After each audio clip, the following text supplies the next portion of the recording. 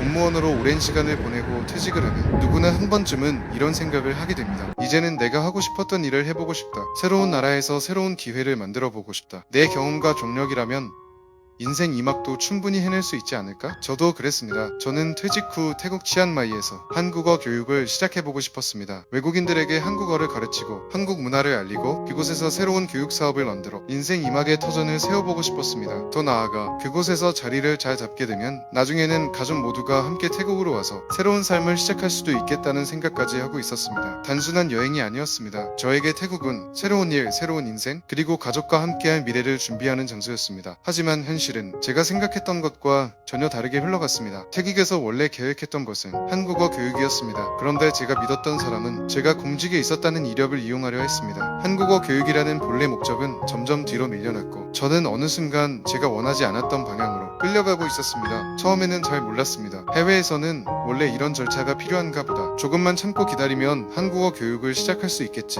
그래도 좋은 기회일 수도 있지 않을까? 그렇게 스스로를 설득했습니다. 하지만 시간이 지날수록 마음 한편에서는 계속 불안함이 올라왔습니다. 내가 하려고 했던 일은 한국어 교육이었는데 현실은 점점 다른 방향으로 흘러가고 있었습니다. 계약서도 작성하게 되었고 낯선 나라에서 현지 상황을 제대로 알지 못했던 저는 쉽게 빠져나오기도 어려웠습니다. 그때 가장 괴로웠던 것은 누군가에게 속았다는 사실만이 아니었습니다. 제 자신에게 화가 났습니다. 왜 더 알아보지 않았을까? 왜 사람을 너무 쉽게 믿었을까? 왜 퇴직 후에 첫걸음을 이렇게 허술하게 시작했을까? 공무원으로 오래 일했다고 해서 퇴직 후 세상을 다 아는 것은 아니었습니다. 오히려 조직 안에서 오래 있었기 때문에 밖의 세상이 얼마나 복잡한지, 사람과 계약과 돈이 얽힌 현실이 얼마나 냉정한지 제대로 몰랐던 것입니다. 그렇게 마음이 무너져가던 시간 속에서도 다행히 저를 붙잡아준 사람들이 있었습니다. 태국 치앙마이에는 따뜻하고 친절한 한인 지인들이 있었습니다. 그분들은 낯선 땅에서 혼자 흔들리고 있던 제게 많은 위로와 힘이 되어주었습니다. 특히 그곳에서 선교 활동을 하면서 알게 된 분들, 그리고 치앙마이 대학교에서 한국어 교육 교수로 계시던 한국인 교포 부부는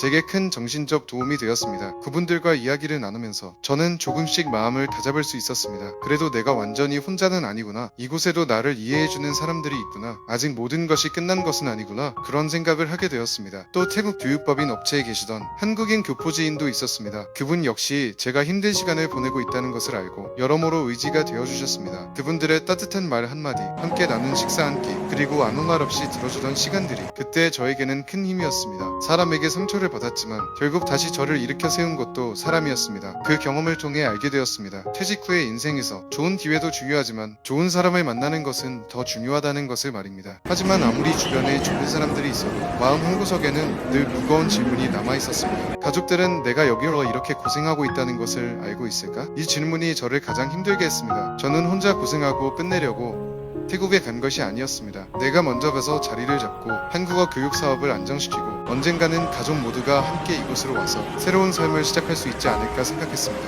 그런데 현실은 그 계획과 점점 멀어지고 있었습니다. 한국어 교육은 제대로 시작되지 못했고 믿었던 사람과의 관계는 무너졌고 계획했던 미래는 하나씩 흔들리기 시작했습니다. 그때 저는 자주 이런 생각을 했습니다. 나는 지금 무엇을 하고 있는 걸까? 가족과 떨어져서까지 내가 이 고생을 하는 이유가 뭘까? 내가 정말 가족을 위한 선택을 하고 있는 걸까? 아니면 혼자만의 착각 속에서 버티고 있는 걸까? 퇴직 후 새로운 도전을 한다는 것은 말처럼 멋진 일만은 아니었습니다. 가족과 떨어져 지내는 외로움, 낯선 환경에서 오는 불안함, 계획이 틀어졌을 때 느끼는 막막함, 그리고 가장으로서 느끼는 책임감이 한꺼번에 저를 짓눌렀습니다. 그러던 중 또 하나의 큰 일이 생겼습니다. 말레이시아에 계시던 선교사님을 모시고 치앙라이에 있는 커피 농장으로 이동하던 중 예기치 못한 교통사고를 겪게 되었습니다. 몸도 다쳤지만 마음은 더 크게 흔들렸습니다. 태국에서 한국어 교육을 시작하려 했던 계획, 믿었던 사람에게 속은 일, 가족과 떨어져 지내던 외로움, 그리고 갑작스러운 사고까지 그때는 정말 모든 것이 무너지는 것 같았습니다. 내가 퇴직 후 선택을 잘못한 걸까? 나는 이제 무엇을 해야 하지? 내 인생 2막은 이렇게 실패로 끝나는 걸까? 그런 생각들이 머릿속을 떠나지 않았습니다. 하지만 시간이 지나고 보니 그 시간은 단순한 실패가 아니었습니다. 그 시간은 저에게 퇴직 후 인생을 어떻게 살아야 하는지 알려준 아주 비싼 수업이었습니다. 저는 태국에서 몇 가지를 배웠습니다. 첫째요.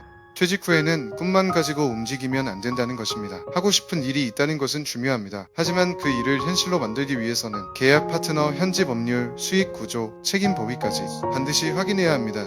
둘째, 사람을 믿는 것과 검증 없이 모든 것을 맡기는 것은 다르다는 것입니다. 좋은 말만 하는 사람, 큰 기회를 말하는 사람, 해외에서 도와주겠다고 하는 사람을 무조건 믿어서는 안 됩니다. 말보다 중요한 것은 그 사람이 실제로 어떤 책임을 지는지, 계약서에 무엇이 적혀 있는지, 그 일이 내가 가려는 방향과 맞는지 확인하는 것입니다. 차이점은 노은갑음, 퇴직 후의 도전은 나 혼자만의 문제가 아니라 가족 전체의 문제라는 것입니다. 내가 힘들면 가족도 영향을 받습니다. 내가 불안하면 가족도 불안해집니다. 내가 방향을 잃으면 가족의 미래 계획도 흔들립니다. 그래서 퇴직 후 새로운 일을 시작할 때는 혼자 결정하지 말고 가족과 충분히 이야기해야 합니다. 특히 해외 이주, 해외 사업, 동업, 교육 사업은 감정만으로 결정해서는 안 됩니다. 저는 태국에서 실패한 것이 아니라 퇴직 후 세상을 배운 것이라고 생각합니다. 그때는 너무 아팠지만 지금 돌아보면 그 시간이 있었기 때문에 저는 더 신중해졌고 더 현실적으로 준비하게 되었고 사람과 사업을 보는 눈도 조금은 달라졌습니다. 그리고 무엇보다 제가 진짜 해야 할 일이 무엇인지 다시 생각하게 되었습니다. 믿었던 사람에게 받은 상처, 가족과 떨어져 지내며 느꼈던 미안함, 계획이 무너졌다는 허탈함, 그리고 사고 이후 몸과 마음에 남은 불안까지 그 모든 것을 안고 저는 다시 한국으로 돌아오게 됩니다. 그런데 한국에 돌아왔다고 해서 모든 것이 바로 괜찮아진 것은 아니었습니다. 태국에서의 시간을 겨우 지나왔다고 생각했지만 한국에 돌아온 뒤 또 한 번 예상하지 못한 큰 변화를 마주하게 됩니다. 그 이야기는 다음 이야기에서 이어가겠습니다.